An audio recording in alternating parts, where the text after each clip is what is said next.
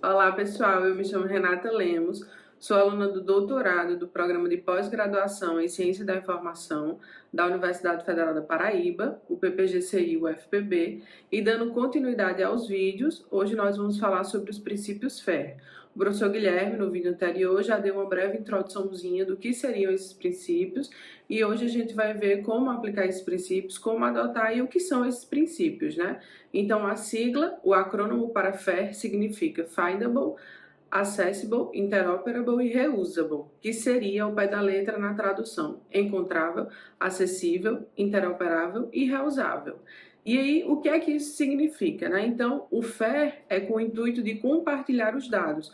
Como o professor Guilherme falou, a gente não só pode botar os dados em um repositório, a gente precisa publicar esses dados. E o que significa publicar esses dados? A gente precisa pensar que outros pesquisadores, outros usuários terão interesse nesses nossos dados. Então, para que isso aconteça, os dados eles precisam ser encontráveis, além disso, acessíveis, porque não basta só a gente encontrar, a gente precisa acessar, a gente precisa interoperabilizar esse conjunto de dados entre sistemas e, por fim, reutilizar, que é aí o objetivo máximo dessa iniciativa dos princípios FAIR. Então, vamos agora adentrar a letrinha F, que significa o Findable, que ela é composta por 4 princípios. O primeiro, F1, diz que metadados são atribuídos a identificadores globais, únicos e persistentes.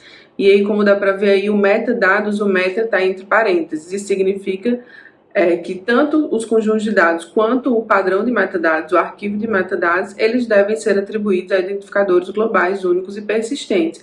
E o que é isso, um identificador único? Né? A gente pode utilizar como exemplo aqui o CPF, por exemplo. Todo mundo tem seu CPF, até o fim a gente vai ter esse CPF. A gente tem o DOI, a gente tem o ORCID ou ORCID, que é o identificador de pesquisador. Então, o DOI ele vai possibilitar que os conjuntos de dados estejam disponíveis na web aí por muito tempo, que ele seja realmente persistente. O F2 fala que os dados devem ser descritos com metadados avançados. E aí só um parênteses aqui do que seriam esses metadados, né? A grosso modo, metadados são dados sobre dados. E o que significa isso? Ou seja, a gente vai descrever os nossos conjuntos de dados. E o que é essa descrição? A gente vai falar quem são os autores, o local de publicação, como é que a gente coletou esses dados, se foi em João Pessoa, se foi em Campina Grande, o local que foi coletado esses dados, com que instrumentos nós coletamos esses dados. Então, metadados são dados sobre dados, ou seja, todo um esquema, e é realmente tipo um formulário em que a gente vai preenchendo todas essas informações sobre os nossos conjuntos de dados. Então, quando os princípios FAIR falam que os dados devem ser descritos com metadados avançados, a gente tem que focar nessa rica descrição. Por quê? Quanto maior o número de metadados, maior a descrição semântica dos dados. Um ponto interessante a ser ressaltado é que a gente não deve presumir o interesse nos nossos conjuntos de dados. Eu posso pensar, a minha área é só da biodiversidade, então só pesquisadores da biodiversidade vão ter interesse nas minhas áreas. E não é assim que funciona, né? Afinal, a gente tem a interdisciplinaridade aí e a gente pode ter o cruzamento de diversas áreas. Os outros 2 princípios do Findable é o F3 e o F4. O F3 fala que os metadados incluem clara e explicitamente o identificador dos dados que descreve, ou seja, no meu padrão de metadados eu preciso identificar o conjunto de dados que eu estou descrevendo, né? E o F4 fala que os metadados devem ser registrados ou indexados em um recurso pesquisável, o que já vai dando margem aí para o próximo princípio, que é o accessible, ou seja, eu preciso indexar os meus conjuntos de dados em um recurso pesquisável, e aqui o mais comum seria o Google, né? E aí isso vai permitir que os dados sejam disseminados, encontrados e acessados, que seria o próximo princípio. Adentrando agora no Accessible, ele é composto por 2 princípios e 2 subprincípios. O A1 seria que os metadados são recuperáveis por seu identificador usando um protocolo de comunicação padronizado, ou seja, aí a gente cita exemplo o HTTP para páginas web, ou seja, o HTTP todo mundo tem acesso, né? Então é um protocolo de comunicação padronizado.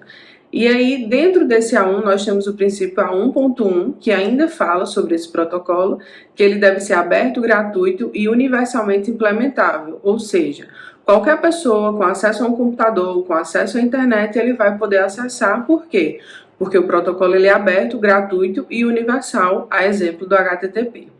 E aí a gente tem, dentro do A1, a gente tem também o A1.2, que ainda é referente ao protocolo, que deve permitir um procedimento de autenticação e autorização quando necessário. E aqui é um ponto importante da gente ressaltar, porque o A do FER não significa obrigatoriamente aberto, significa acessível.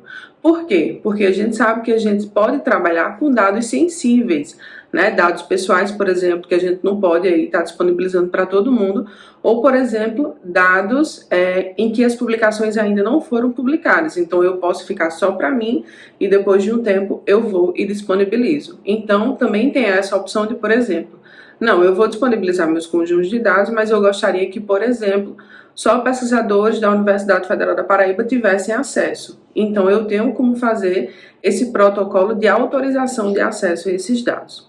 Dando continuidade, o último princípio do Accessible é o A2, e os metadados devem ser acessíveis mesmo quando os dados não estão mais disponíveis. E aí o que isso significa? Eu tenho um conjunto de dados, eu disponibilizei um repositório, mas por algum motivo meus conjuntos de dados saíram do ar. E aí os metadados, aquele arquivo de metadados, tipo um formulário mesmo, ele tem que estar acessível. Por quê? Porque por meio desse padrão de metadados eu consigo, por exemplo, ter acesso ao autor dos conjuntos de dados, ao editor dos conjuntos de dados, e isso já me facilita um acesso realmente aos conjuntos de dados. Agora, entrando no princípio interoperable, que é composto por 3 princípios. O primeiro fala que os metadados devem usar uma linguagem formal, acessível, compartilhada e amplamente aplicável para a representação do conhecimento. E aí esse princípio vai assegurar a capacidade de troca e interpretação dos conjuntos de dados. E é interessante a gente ressaltar aqui o uso de vocabulários controlados, ontologias e tesauros. E para que usar vocabulários controlados, por exemplo? A exemplo, a gente pode citar o aipim, a macaxeira e a mandioca, né?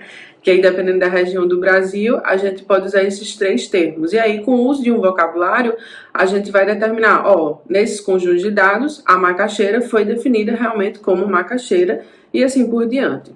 O I2 vai abordar justamente sobre esses vocabulários que serão usados. Os metadados devem usar vocabulários que seguem os princípios FAIR. Afinal de contas, eu não posso usar um vocabulário e não informar o meu usuário, que vai reutilizar os meus dados, que vocabulário eu usei. Então, eu posso ver lá macaxeira e não entender que é um sinônimo para aipim e mandioca. Então, por isso, o vocabulário também tem que ser encontrável, acessível, interoperável e reutilizável, que eu possa entender para poder entender a semântica dos meus conjuntos de dados. O I3 fala que os metadados devem incluir referências qualificadas a outros metadados, e é o que a gente chama de link data. Por exemplo, eu tenho a minha publicação e tenho os conjuntos de dados referentes a essa publicação. Então, eu preciso incluir essas referências qualificadas, informar o meu usuário, olha, esse conjunto de dados é referente a essa publicação. Ou ainda eu posso ter vários conjuntos de dados referentes a uma mesma pesquisa, então eu preciso fazer essa ligação entre esses conjuntos. Agora vamos nos aprofundar no último princípio, que é o reusable, que é composto por um princípio que é dividido em subprincípios, em mais 3 subprincípios. O primeiro, R1, fala que os metadados devem ser ricamente descritos com uma pluralidade de atributos precisos e relevantes. E aí vocês podem perguntar, mas você já falou isso lá no F2. E aí no F2 a gente realmente fala que os metadados devem ser descritos de uma forma rica, mas objetivando a localização desses conjuntos de dados, ou seja, o encontro desses conjuntos de dados na rede. O R1 vai falar justamente da possibilidade dos outros usuários interpretarem os meus dados, terem uma noção do contexto em que eles foram criados, em que eles foram coletados ou gerados, né? O R1.1 fala que os metadados devem ser liberados com a licença de uso de dados clara e acessível, ou seja, eu preciso colocar, olha, eu estou compartilhando os meus dados, mas eu queria que pelo menos quem reutilizasse os meus dados fizesse uma referência ao meu trabalho, me citasse, né? Então, por isso, os metadados, tanto os conjuntos de dados quanto padrões de metadados, eles devem ser liberados com uma licença de uso, explicitando como é que pode acontecer esse uso. Se o uso pode ser feito liberal, sem nem precisar referenciar, o que não é muito bom, ou se eu preciso referenciar, ou se eu também não quero compartilhar os meus dados agora por N motivos, porque eles são sensíveis, ou porque minhas publicações ainda não saíram, então eu preciso colocar lá tudo isso explícito. O R1.2 fala que os metadados estão associados à proveniência detalhada. E o que significa isso? Significa que, à medida que eu vou coletando os meus dados, gerando os meus dados, eu preciso ir escrevendo como se fosse um caderninho de pesquisa mesmo, um fluxograma, um workflow. Ou seja, eu preciso detalhar tudo o que eu estou fazendo com os meus conjuntos de dados. E aí, para quê? Para que outra pessoa, vamos aí supor que não é do meu grupo de pesquisa, que não acompanhou minha pesquisa, ele pegue esse documento e entenda tudo o que eu fiz, que instrumentos eu utilizei e assim por diante. Por fim, o R1.3 fala que os metadados ele devem atender aos padrões da comunidade relevantes para o domínio.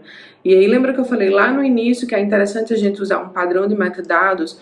E aí aqui ele fala que além de um padrão de metadados mais genérico, a gente também pode usar um relevante para o domínio. E aí, no caso da biodiversidade, a gente pode citar aqui, por exemplo, o Darwin Call, que todo mundo que trabalha nessa área já vai ter aí um conhecimento sobre esse padrão. Então, a gente começa a perceber que os princípios que compõem o reusable é justamente para isso, é dar todos os artefatos para que outros usuários, e aí, tanto do meu grupo de pesquisa, da minha instituição, como outros, né, que não têm o mínimo contato comigo, eles possam entender e reutilizar os meus dados da melhor forma possível. Concluindo, espero que esse vídeo seja útil para que vocês compreendam e entendam mais um pouquinho os princípios FES e a importância da adoção desses princípios. Agradeço o interesse e me prontifico a esclarecer eventuais dúvidas. Obrigada!